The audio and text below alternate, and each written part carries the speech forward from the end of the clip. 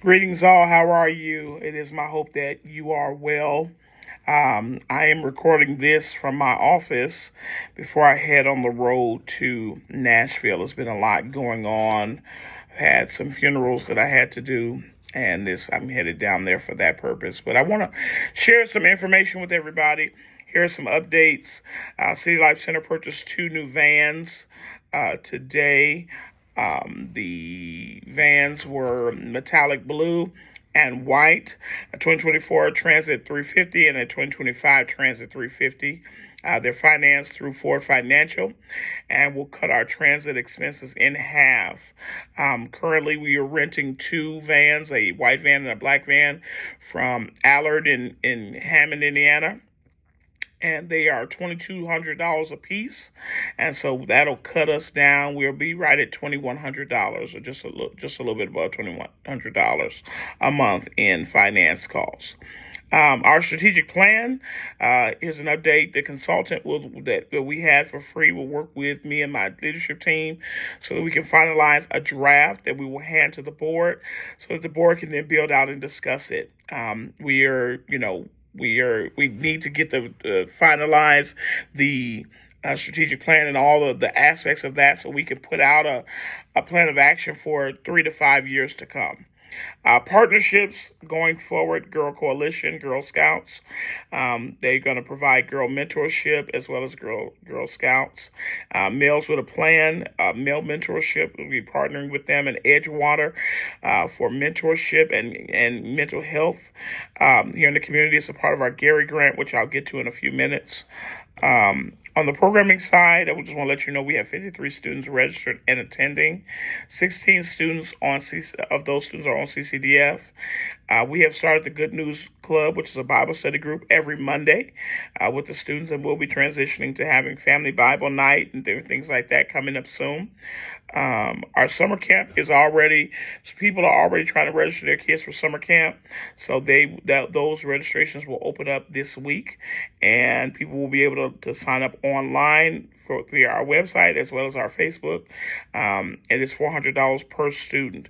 We do have some partnerships with the city last year, as well as Urban League and a couple other programs which are probably going to partner with us again. We're already in conversation and negotiation about those partnerships, as well as DCFS. There's a lot of kids who are in DCFS care, who DCFS is trying to work with us to help families to attend summer camp here. So this is really, really, really good. I'm really excited about that. We are in conversation now with a couple homeschool groups about daytime programming that can come into the center after spring break, which will be the spring break is the last week of March. So preferably starting in April, we'll start getting some other income in from daytime academic groups that want to come in and utilize the space, and we can help them and they can utilize the gym and things like that. We do have a grant from the city of Gary.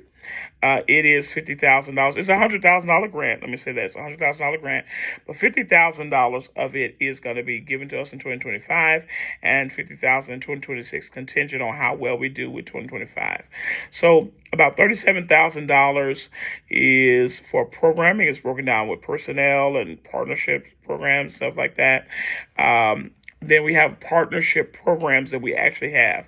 So some of the programs that are going to come in, they're going to come in and they're going to come in for free or will be covered. They're going to assist us with doing some of the things that we already do here.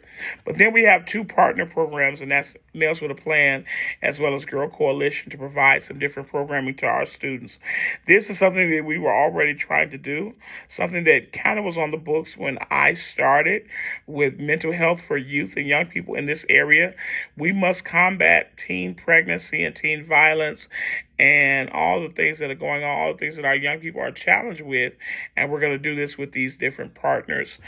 This is one of the reasons why we were able to get the grant, was because the city trusts Edgewater, and so we were very excited to partner with them to make this happen. Like I said, on the programming side, we do have 53 students that are currently registered and attending. So that program will give $8,000 to that particular those partnership programs, and then $5,000 to mileage, and then it'll be broken down very similarly in 2026. We did also receive $10,000 in last month for sports camps and programs for the Gatorade, which is something that we already are doing. We want to make sure we update our baskets and different things like that in our gym, and got some things for basketballs and stuff like that, and going to make sure that the kids have plenty of good, high quality games and sporting activities for this for the rest of the year for the summer camp. We are still in our fundraising swing. We're in a big fundraising swing right now. Letter campaign, letters to celebrities, philanthropists, letters to athletes in the state of Indiana and Illinois, and anyone from Indiana, Chicago that is philanthropic. We have the date for our spring dinner, which is Monday, May 5th. It is Cinco de Mayo, so there's going to be a couple different surprises in there for people. The doors will open at 5 o'clock. People can come in and enjoy themselves and just get some appetizers in the gym, and we're going to have some displays of student activities and things like that have gone on, and then we'll go in for dinner at 6. So we're going to be really excited about that. Here's our outline for our current financial report. We have, I'm sure that Mark provided for you all the February financial report, which has some good money on there. It shows that where we were at the end of February, but when we crossed into March, we had several things that we still need to take care of. For those of you who need additional understanding of why February seemed like we spent so much money in February, February ended up having 3 payrolls in it.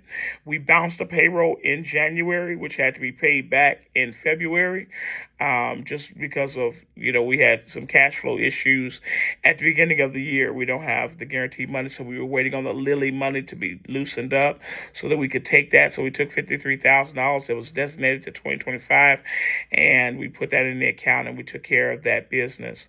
We also had several bills from 2024 that were not paid coming into January, and then when we crossed into February, they just were not paid. So we had to pay those, as well as some exorbitant insurance costs, over almost $4,000, if not over $4,000 in insurance costs and other program costs, as we're setting up for some of the things that we're going to do throughout the year. Some of our sports and mentorship programs, we kind of prepaid for some of those things. So we're really excited about what's to come this year. The current budget, the current balance in the bank account, if you check the bank account today, it has $56,151.15 in it.